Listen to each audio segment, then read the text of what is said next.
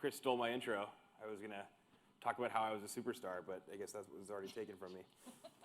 I'm Sam Dillard. As Chris said, I'm a sales engineer, but I've been with Influx for over 3 years in a direct sales capacity and in the technical sales capacity. So I've got a lot of experience talking to users and customers. And I've done this talk a few times because I have a lot of experience with optimizing Influx with people, alongside people, and for them, and helping them configure it and get their writes in order and their reads in order and all that stuff. So that's what we'll talk about today. Since we are a startup, we moved a couple things around. If you're observant, you might know that I was supposed to talk an hour, 45 minutes ago. In that time, I've actually changed my slides a little bit. So we're going to focus more on write and schema, write method and schema. If there's time, I have some secret slides at the end that we can go over. But I'm going to do one slide on hardware, just kind of get that out of the way because people do ask me about that stuff sometimes. But really, the meat of this talk is about the write method, how to best write data into InfluxDB, and then that really ties into schema directly because Influx is a schemaless database, so it creates schema on write. So when your write method is good and when you're formatting your metrics well, your schema is going to look good, your queries are going to be more performant. So that's what I'll talk about the most. I also will stop for questions every once in a while because there's going to be some parts that might be confusing. I know that there's a few people, I think actually pretty universally, there's some questions on Cardinality and kind of Lyon Protocol issues, and we're going to talk about that in depth, but I'll stop and feel free to also raise your hand. I will stop and actually call on you. So, and we'll do Q&A after if there's a need for that. So really quick, one slide on the hardware stuff. There's no OS tuning. I get asked about this. We don't know of anything that you could actually make better with this, but the second point is really important. IOPS, so you've probably heard that we like I/O, we like SSDs if you can, NVMEs. The nature of time series data is it's generally high velocity. You're measuring change over time. You're not measuring when a new user on Amazon, well, Amazon has a lot of data, but when a new user buys a new product and you're updating some table, right? That happens irregularly and also infrequently, but time series data is high velocity, and then that leads to the assumption that your queries are also going to have a lot of data coming back as well. So I/O is really, really important. 70% CPU mem and also I/O utilization is kind of a golden number. It can be different than that, but you need to have some headroom to handle cycles where you're writing huge peaks of data, right? If maybe you write your regular data, or like you write data about transactions on a website, and it's Black Friday, and there's a spike there. Compactions, read peak periods as well too. So if you have 200 users for some reason need to sign on to Grafana or Chronograph and pull up a bunch of dashboards, then you're going to have a huge read spike. Compactions are a thing too. They're happening all the time. There's different levels of them, so you need to have some headroom to handle those. They'll spike your CPU, I/O, and memory. And then backfilling data, not as common, but, and we'll talk about shard durations too, but if you're backfilling data older than your hot shards, you're going to start to recompact shards as well, so you need some room for that. Okay, one slide, I promised. So this is the meat of the topic. So if you take one thing away from this talk, well, hopefully it's an understanding of Lyon Protocol, but the first thing is really that the use of Telegraph is really helpful. And some people, maybe half the people here, don't necessarily monitor systems, so they might think that Telegraph isn't the right tool for them. That is not necessarily true. Telegraph can also sit interstitially in your data pipeline and do a lot of things for you that help with your InfluxDB performance ultimately. So this is our Telegraph Tagger, and this is, I'll probably be focused on this for a little while, but this is a high level of Telegraph. Who here knows what Telegraph is or uses Telegraph? Okay, more than half. That's good. So you already know that it's lightweight and written in Go. Probably that it's plugin driven. I have an example configuration here. This is not the agent itself configured, but this is basically me turning on a bunch of different inputs. So this specific Telegraph is monitoring the CPU, mem, swap, disk I/O, netstat of the host it's sitting on. But to give you an example of sort of specific configurations in input plugins, I have this HTTP input plugin configured. What that plugin does is it scrapes formatted data endpoints. So on this local host, I'm scraping JSON data that I've prescribed there from app 1 and app 2. So it's grabbing the host level metrics as well as metrics from 2 applications. So it's one Telegraph doing that. Outside of integrating lots of different services and kind of getting all that data into the same data store, Telegraph is a really good interface for InfluxDB. I mean, we built both, so they're going to be good at interfacing with each other, but it's a framework for all the best practices. So formatting your data, enriching data, handling retries like a good client library would do, modifying batch sizes, modifying flush jitters. If you're not familiar with that, it's basically a way to spread out your writes over time. InfluxDB also tag sorts lexicographically.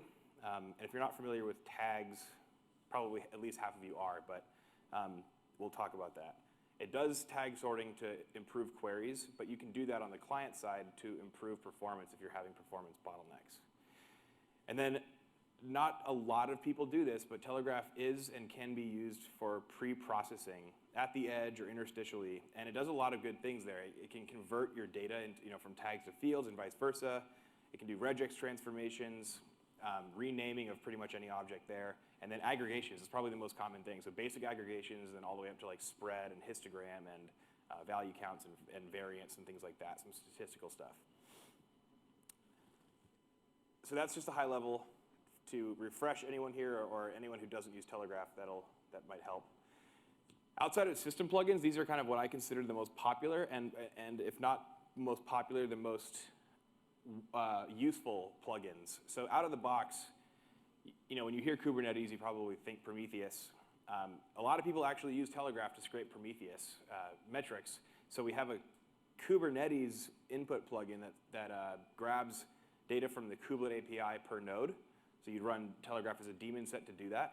And then the kube inventory plugin actually fully replaces the kube state metrics pod, if anyone here is a user of K8s. So it does a lot of that work. Telegraph also can monitor the telemetry and consume from any message queue that you can probably think of, at least that I can think of. Kafka being the main one, Rabbit's another one that's really big. And then various other very popular services. But one of the things that a lot of people don't know is that Telegraph can get metrics in from not just these pre-written plugins, but also custom metrics, and there's multiple ways to do that. So I've already talked about the HTTP scraping plugin, where you're scraping formatted endpoints that you pass it, but it also can sit remotely and listen on a port, HTTP or socket, UDP or TCP. And then that'll also take a format and parse the data and send it to InfluxDB in a properly formatted way. Prometheus is very similar to the HTTP scraping plugin. It's basically the same thing, but it's designed to parse Prometheus metrics and send them to InfluxDB. It doesn't have to be a /metrics endpoint. It just has to be one that has Prometheus exposition format there. Exec is one where it just runs scripts locally, and any data that's spit out to standard out, Telegraph will pick it up, parse it, and send it to InfluxDB. And then StatsD, I'm sure most of you guys know what that is. There's a plugin for that as well. This is kind of a thought experiment of mine. This is basically how I envision the internals of Telegraph, but this is also technically correct. On the left, going from left to right, you've got your input plugins that you've configured, and the core of Telegraph is going to call out to those at a regular cadence. However you configured those inputs, it'll grab that data, and then if you've configured any processor plugins, it'll process the data however you want, and then aggregate based on your aggregation plugins if you've configured them, and then send it to any number of outputs. Often in InfluxDB, obviously, but it can be a producer for Kafka or RabbitMQ as well as being a consumer for it. Or you can write it to another monitoring system or an open source company. I mean, you can write it to Datadog if you want, right? That's a possibility. The thing I did not put on the diagram there is a parsing plugin. The parsing plugin is not its own. It actually is configured inside of an input. So in this example, and the most common formats that we support are JSON, CSV, and Graphite, but there is kind of a laundry list of ones we do support. In this configuration here, I've got a Telegraph that's listening on HTTP, and I'm sending HTTP traffic to it in CSV format, listening on 8080. And the beauty of this parsing plugin is that you have these configuration fields that you can kind of tell it exactly how you want to parse it out into Lyon Protocol. So if I have a header, I can specify that I have a header, and usually that's going to have column names. If it doesn't have column names, I can specify, that's that commented out line there. I can specify column names from left to right. Imagine looking at an Excel spreadsheet. I can specify the time column, measurement, the measurement name, and then the tag columns, and then anything else is going to be fields. So I'm going to stop there. And how many people understand what I mean when I say measurement, tag, and field? Okay, good. Most of you. That's good. There's going to be a couple quizzes, so I look forward to that. And I'll stop for questions in a second. This is kind of just another architectural diagram, but it kind of shows the Swiss Army knife-ness of a Telegraph, where a Telegraph can sit at the edge, or I don't know if that's the edge, but it could be the edge, right? And it's sitting on hosts, or maybe some kind of IoT gateway or hub, and collecting metrics from sensors, and then it's all sending out to some message queue. Any of those ones listed are supported today, both out as producers and consumers, and then Telegraph can consume from it and write to whatever output, in this case, Influx.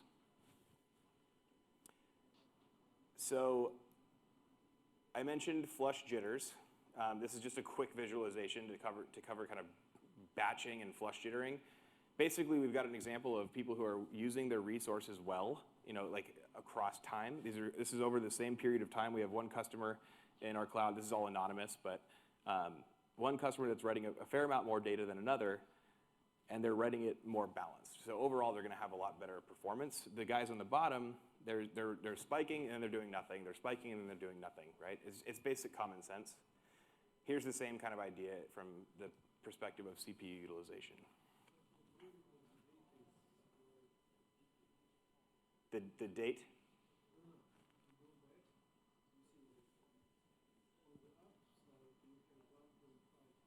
Yeah, these are different customers. Yeah.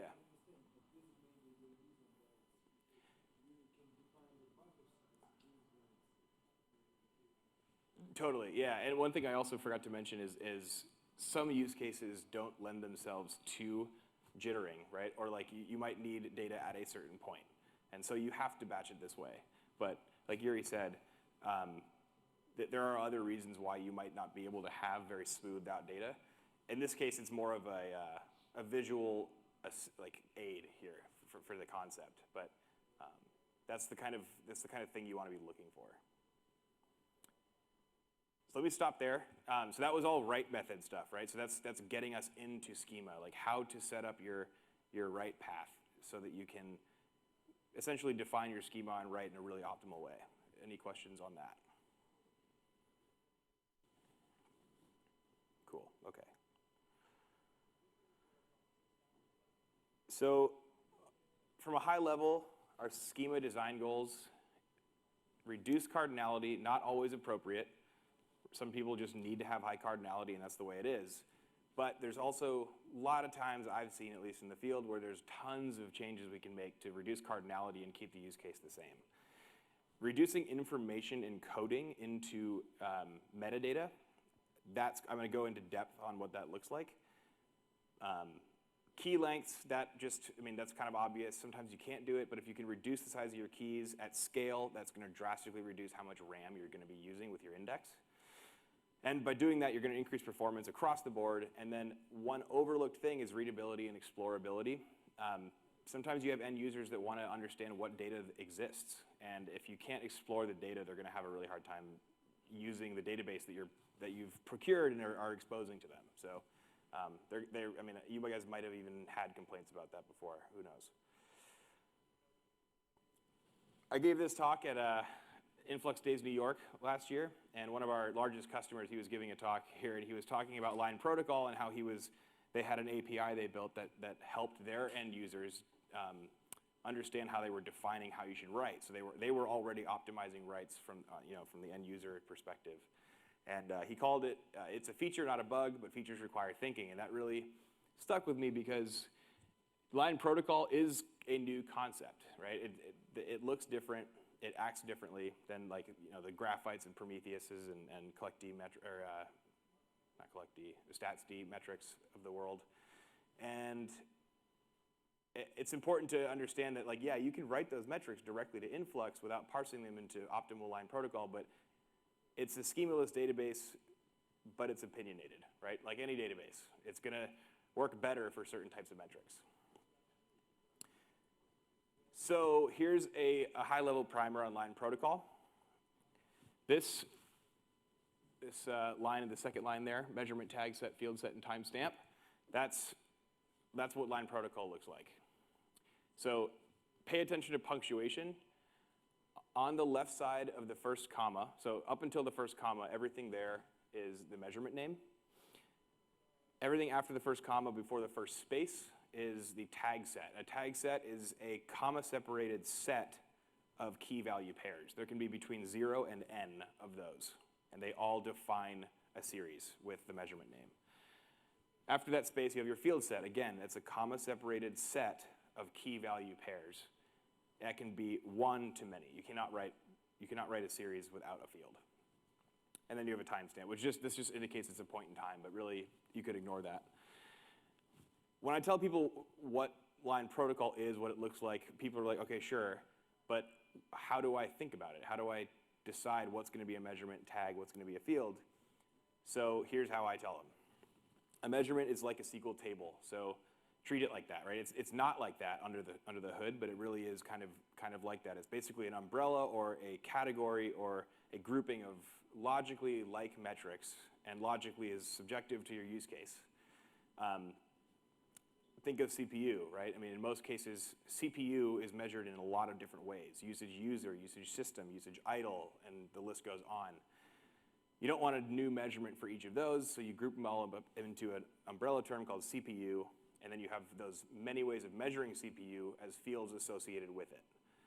Tags are metadata, right? They describe the asset from which you're getting those metrics. So if you're getting CPU metrics and you're getting usage user, usage idle, and all those fields, you're getting them from different hosts, different EC2 instances, different containers, different pods, different nodes, what have you.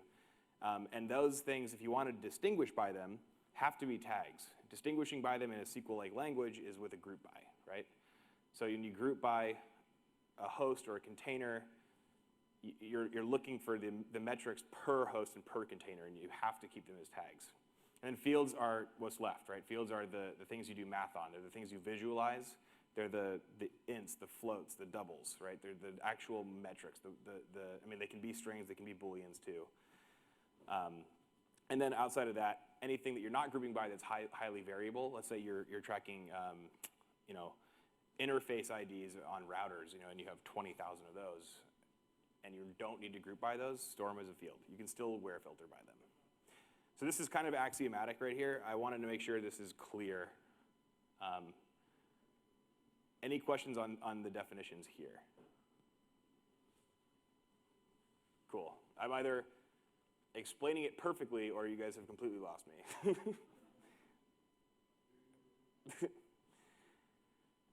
So the goals of Lyon Protocol, I've touched on this, but first one is to not encode data into your measurements or tags, and I think in my next couple slides, I'm going to show you what that looks like. A good way to know if you're doing that, maybe it's not obvious at first, is if you have field keys that don't have any information in them.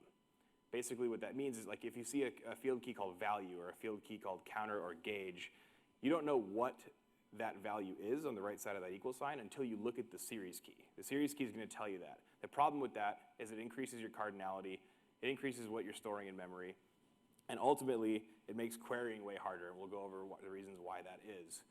But that's kind of goal number one. Goal number one leads to goal number two. If you can call a field by what it is, right? If you don't have something called value and instead you say usage user equals, right? Then you can put all of the fields that share metadata into the same line. And there's a lot of reasons why you might want to do that. And I'll show you what that looks like in a few different examples. But suffice it to say, it helps you write data faster. It also reduces payload by a lot at scale. separating information into primitives. So I couldn't figure out a way to word this better, but I'll show you what that looks like as well. Basically, that's like if you have two pieces of metadata and you're putting them into the same tag, then you can't group by either of them in different queries. You have to use regex to do that, right? You can't just, you want to break those up. So if you have host and region, and they're the same tag, then you have to start, if you want to group by either host or region, you have to use regex to do it. But if you have host equals, comma, region equals, you can group by either one. We'll skip 4 because that's boring and less impactful, but Telegraph does it for you. So, or Influx if you don't want to use Telegraph. Okay, so this is maybe pretty familiar. This is kind of like graphite. I can't remember if graphite actually has a value key or if it just has the value. But anyways, as a little exercise, is there anyone? I mean, no one has to answer, but is there anyone out there who can tell me, based on that top line, we'll just use the CPU server 5 line, what the measurement, what Influx would read this as? If you wrote that directly to Influx, what would Influx read the measurement as, the tags as, the fields, and so on? Take a shot.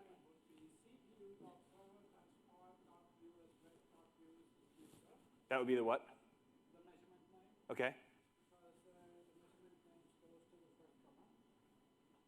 And then the space, so there are no tags. So the field will be value. Right on. So did you already know that, or am I just really good at teaching? That was. So his answer was the measurement's going to be cpu.server5.uswest.usageUser. There won't be any tags. That's kind of a trick question. And the field will be value equals 20 and then the timestamp, that's the correct answer. So good job there. Obviously, so there's problems with this in Influx. Maybe not in Graphite, but there's problems with this, or I guess Whisper. The problem with this is actually, I think, fourfold. One is you're going to have a lot of those, right? So you're going to have different servers, different regions, and you're going to have different metrics. And if Influx reads them all as separate measurements, one, measurements are the most expensive thing to write in Influx. Two, if you have tens or hundreds of thousands of measurements, good luck exploring your data.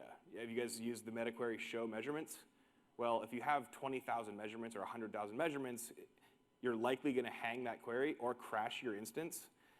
And even if you don't, what are you going to do? Scroll through 20,000 measurements? Imagine using a SQL database and making a new table for every metric you have, right? It doesn't make any sense.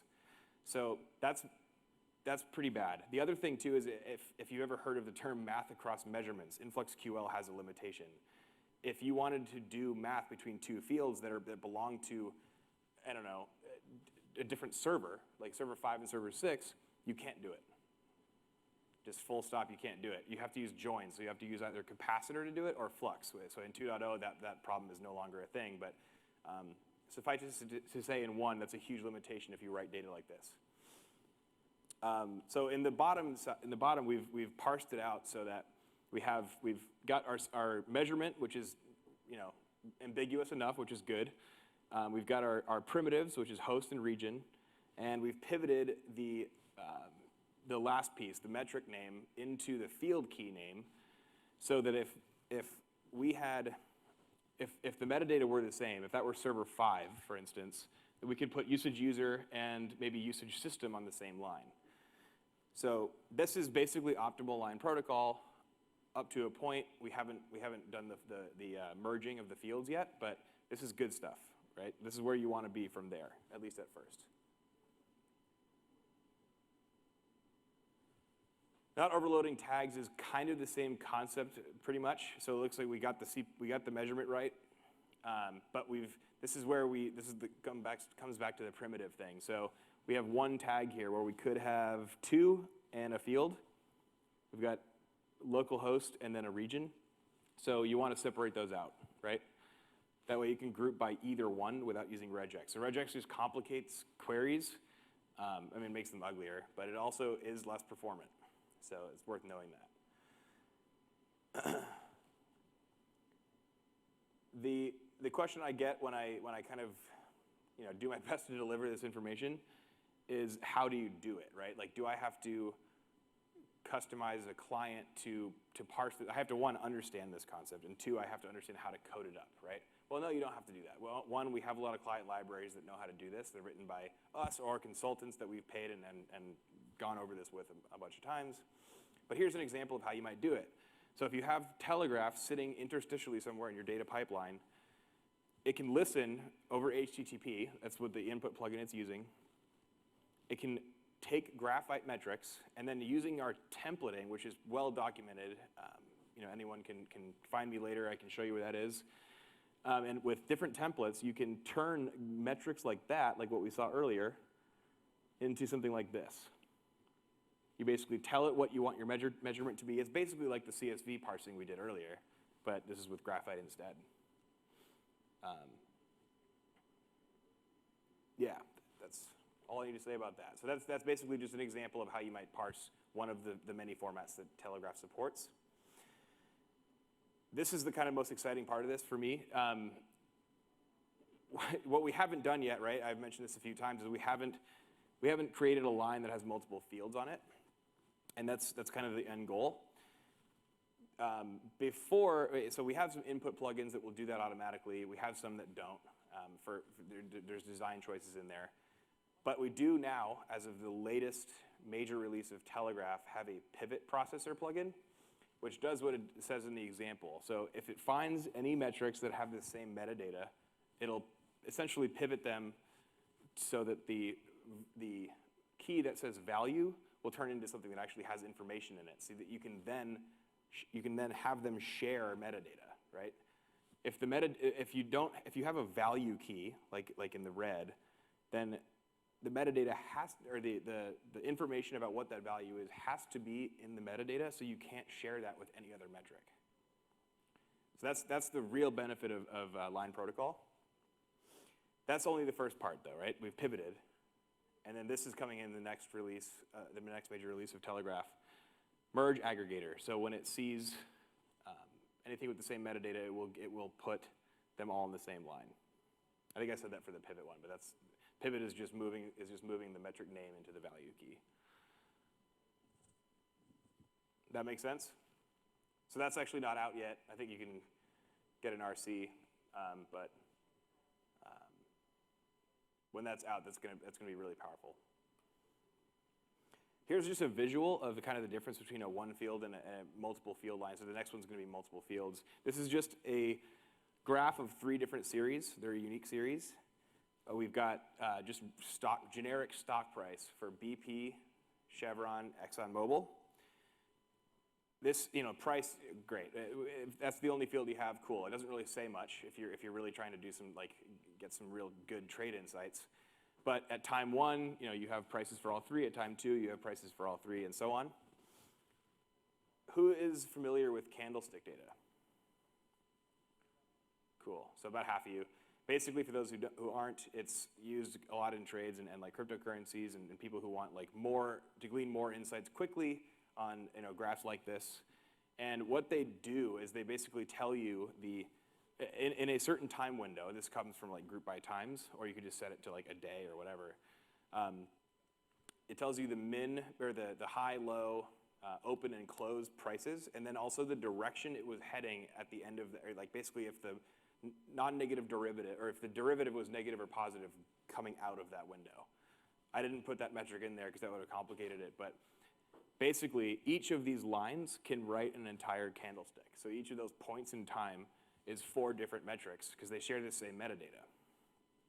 So at time 1, you have, ExxonMobil has an open of 25, a high of 45. Time 2, it has an open of 20 and a high of 40, and so on. So that's just a visualization of how you can do that in kind of one write. And then this is, yeah. It's not, but it will be. I know that the guy who runs that team is a big fan of that, and he's putting it in. I don't know when, but yeah. Is it a Grafana feature? It might be. I don't know. Okay. This is just, again, to show you kind of the power. I mean, this is definitely a reduction in payload. Yeah, you can gzip the from piece, but there's negative implications down the road if you do gzip. And gzip it will reduce what's coming over the wire, but it won't change much about InfluxDB's performance. So writing like this keeps the fields proximal, in close proximity, and just makes the whole transfer of the data less expensive to you.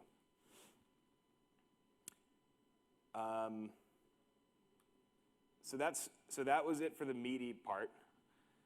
I'll take questions now if there are any. Otherwise, what's my time like? Because I have, okay.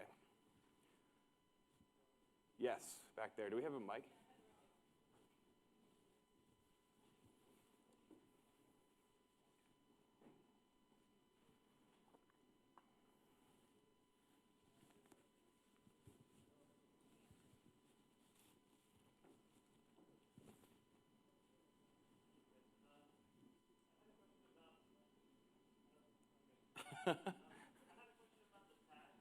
Yeah.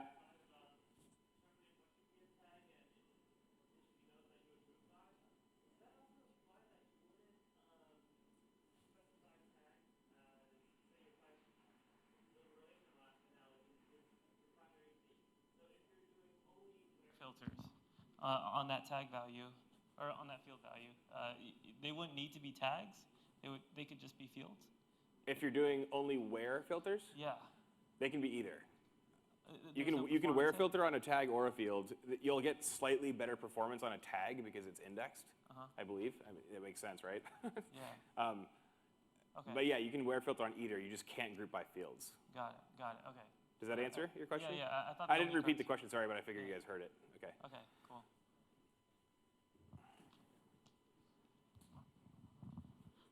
How Telegraph works with Prometheus? With Prometheus? Yes. I would say it's more, if you're talking about with, or like in conjunction with Prometheus, I would say InfluxDB is more that, right? So InfluxDB is actually pretty frequently used as a long-term store for Prometheus server. So Prometheus has the 30-day limitation. I think there's workarounds. You can use Thanos, maybe another thing, but InfluxDB is one of them, right? So there's a remote write and remote read API.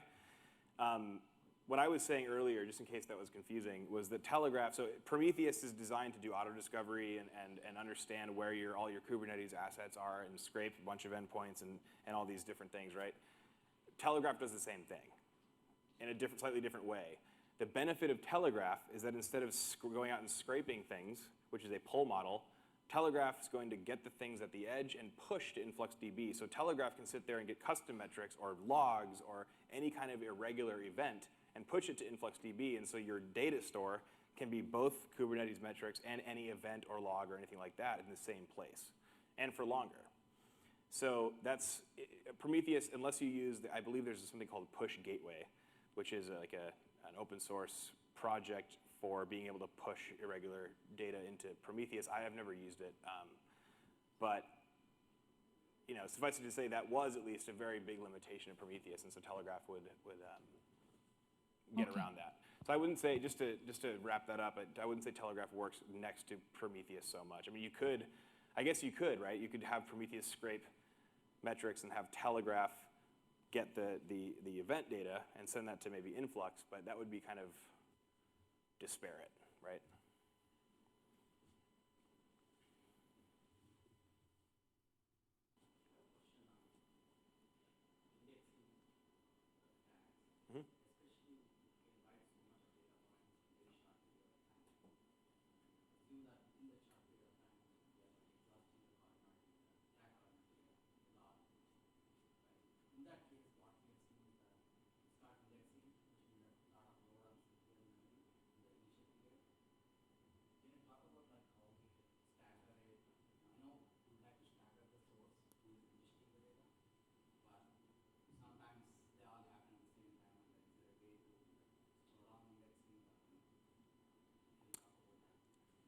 So I think, so basically is the question, how can you kind of throttle or kind of rate limit the creation of new series, right? Because basically the creation of a new series is basically a whole process where you index, you have a new index item, right?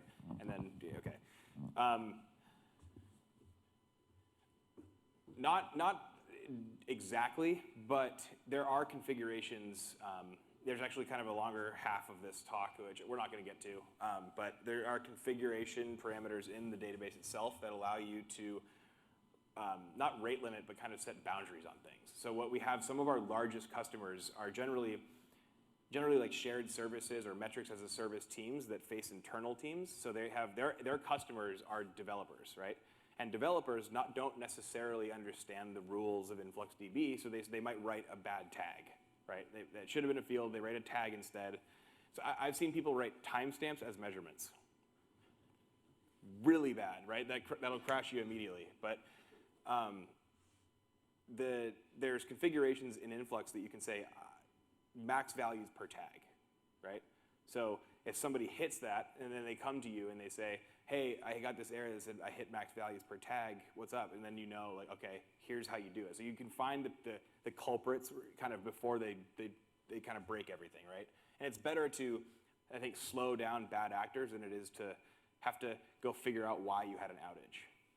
So in that way, not rate limiting, but it's setting boundaries. But it is in our roadmap, I think. I'm not in product, so I can't promise for them, but there is going to be user and tag-based rate limiting in the next gen. I'm not sure how that's going to manifest. But does that answer your question?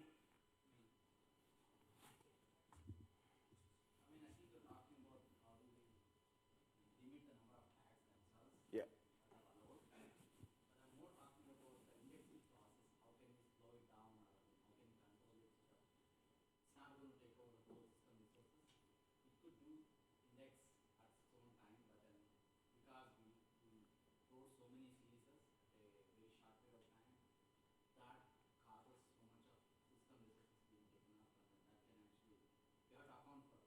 Right. Yep. No, I totally understand, because I mean, if you set a boundary, you could hit that boundary over the course of 6 months, and you're talking about wanting to do it, stop it in like 10 minutes or whatever, right? I get that, and no, we don't have that right now, but that's kind of what I was talking about for the roadmap. That kind of rate limiting, there might be even some logic built into that you can configure, like how fast you do it. There isn't anything like that. I do know of some of our users and some of our customers that have kind of built APIs in front, where they put that kind of logic in there. That comes with having come to InfluxDays and learned about optimizing Influx, and then they go and take that and they write a simple API layer that does that kind of rate limiting for them. But right now we don't have it. But great question. Yeah, in your example of the CPU and memory measurements, that you were separating them into different measurements.